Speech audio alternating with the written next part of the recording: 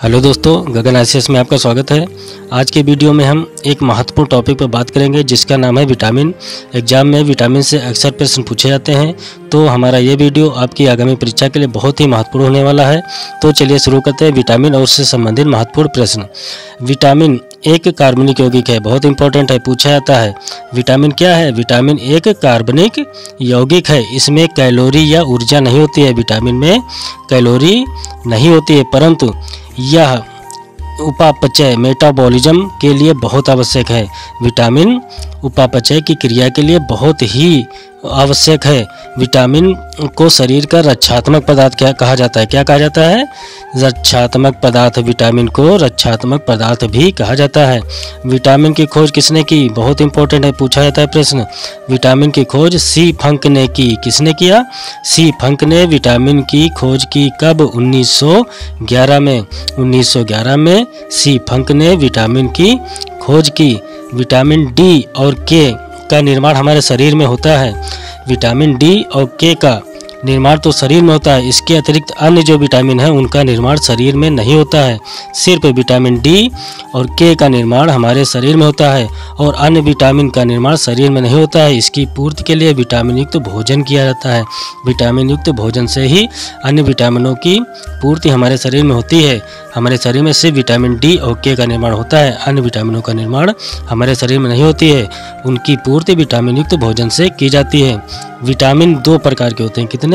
Vitamin दो प्रकार के होते हैं। एक जल में घुलनशील विटामिन और दूसरा जल में अघुलनशील या वसा में घुलनशील विटामिन। जो जल में अघुलनशील विटामिन होते हैं वो वसा में घुलनशील होते हैं। जल में तो घुलनशील होते हैं परंतु वसा में घुलनशील होते हैं। जल में घुलनशील विटामिन कौन से हैं? विटामिन बी और सी, ये दो विटामिन जल में घुलनशील हैं। और vitamin A, vitamin D, vitamin E, vitamin के, ये जल में अघुलनशील हैं। जल में अघुलनशील हैं और वसा में घुलनशील हैं। Vitamin A, vitamin D, vitamin E, vitamin के जल में अघुलनशील हैं और विटामिन बी और विटामिन सी जल में घुलनशील हैं। इनको शॉर्ट फॉर्म में BC जल में घुलनशील हैं और डेका जल में अघुलनशील हैं। डी से विटामिन डी, ई से विटामिन ई, के से विटामिन के, ए से विटामिन ए, BC डेका। आगे हम सभी विटामिन पर अलग अलग बात करेंगे। हमारा पहला विटामिन है विटामिन ए। विटामिन ए का रासायनिक नाम है रेटिनाल। क्या है? रेटिनाल। बहुत एग्जाम में पूछा जाता है विटामिन ए का रासायनिक नाम क्या है? तो विटामिन ए का रासायनिक नाम रेटिनाल है। जितने भी विटामिन हैं सभी के रासायनिक नाम बहुत इंपॉर्टेंट हैं। एग्जाम में डायरेक्ट पूछा जाता है कि किसी विटामिन का नाम दे देगा और पूछेगा इसका रासायनिक नाम क्या है। तो जितने भी विटामिन हैं उनके रासायनिक नाम बहुत इंपॉर्टेंट है। यहाँ पर हम बात करेंगे विटामिन ए का रासायनिक नाम। विटामिन ए का रासायनिक नाम रेटिनाल है। क्या है? रेटिनाल। विटामिन ए का संश्लेषण यकृत में होता है। कहाँ? यकृत, लीवर में विटामिन ए का संश्लेषण होता है। पूछा जाता है विटामिन ए का संश्लेषण कहाँ होता है या विटामिन ए कहाँ संचित होता है? तो यकृत में विटामिन ए संचित होता है। विटामिन ए की कमी से रतौंधी, नाइट ब्लाइंडनेस रोग हो जाता है। कौन सा रोग? रतौंधी रोग हो जाता है विटामिन ए की कमी से। विटामिन ए की कमी से श्वास नली और पाचक नली भी प्रभावित हो जाती है। क्या? श्वास नली और पाचक नली भी विटामिन ए की कमी से प्रभावित होती है। विटामिन ए के उत्तम स्रोत गाजर और पपीता हैं। गाजर और पपीता विटामिन ए के उत्तम स्रोत हैं। अगला है विटामिन B1। B1 का रासायनिक नाम थायमीन है। क्या है? थायमीन।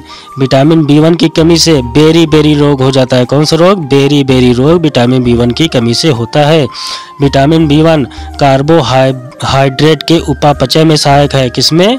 कार्बोहाइड्रेट के उपापचय में विटामिन B1 सहायक होता है।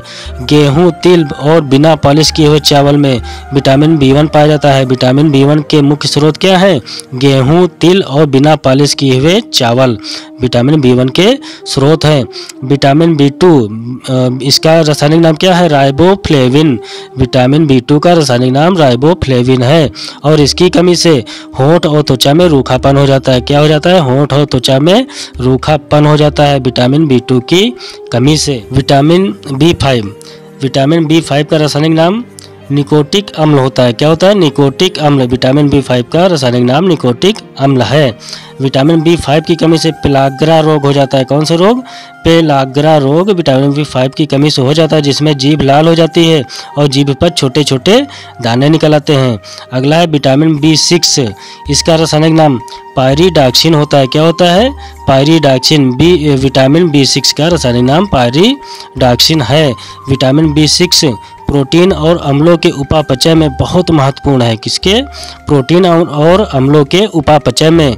विटामिन B6 की कमी से आरक्तता नामक रोग हो जाता है। कौन सा रोग हो जाता है?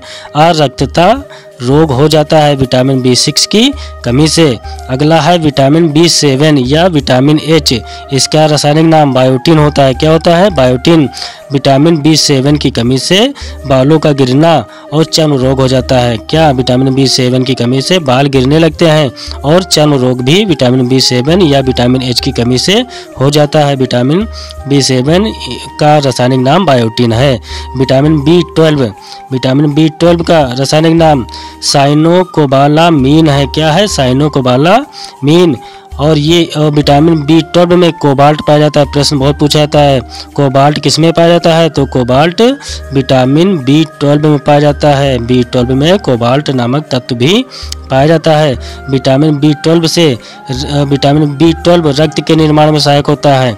रक्त के निर्माण में विटामिन B12 सहायक होता है और इसकी कमी से अरक्तता नामक रोग हो जाता है।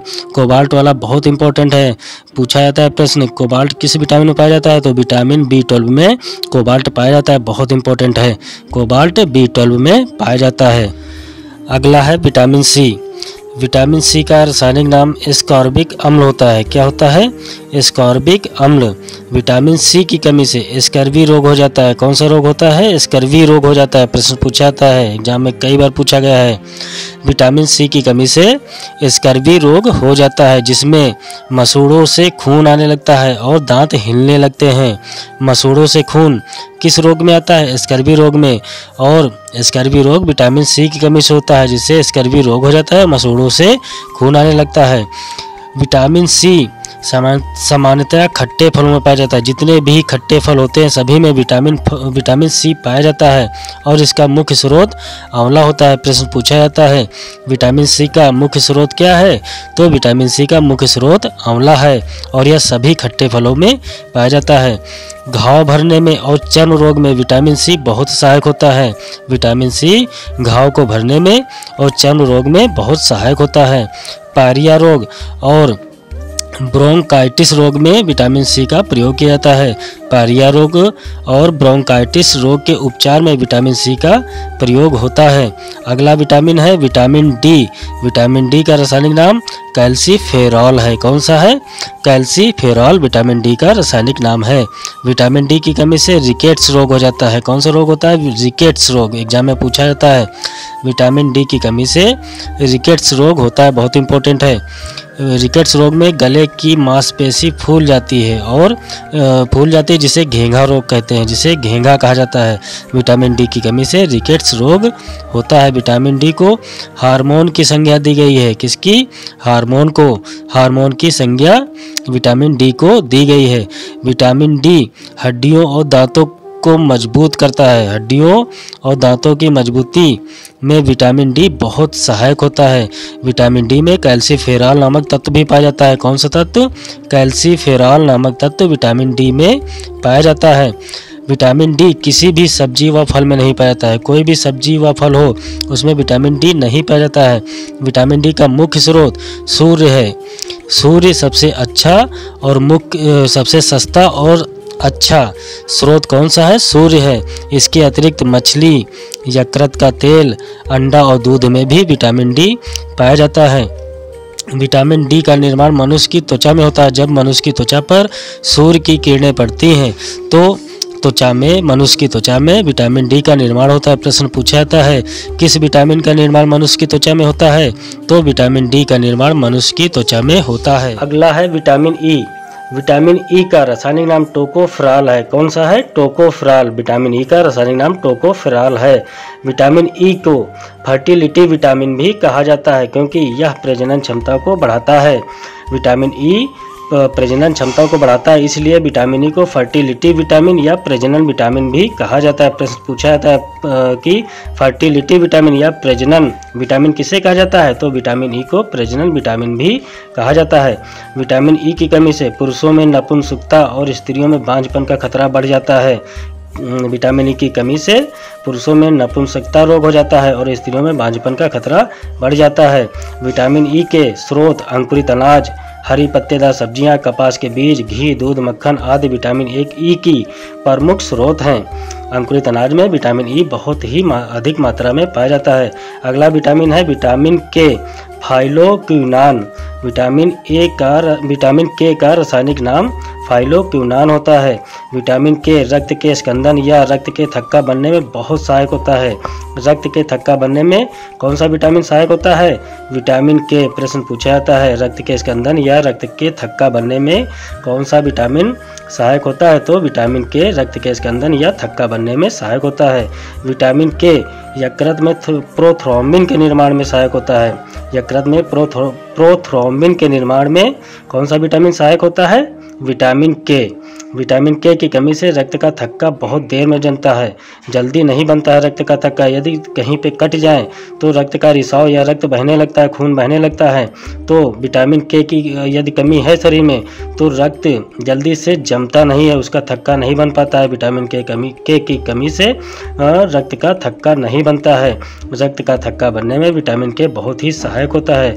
दोस्तों, अगर अभी तक आपने हमारे चैनल को सब्सक्राइब नहीं किया है तो हमारे चैनल को लाइक करें, सब्सक्राइब करें और हमारे नोटिफिकेशन को पाने के लिए बेल आइकन को ज़रूर प्रेस करें। बहुत बहुत धन्यवाद।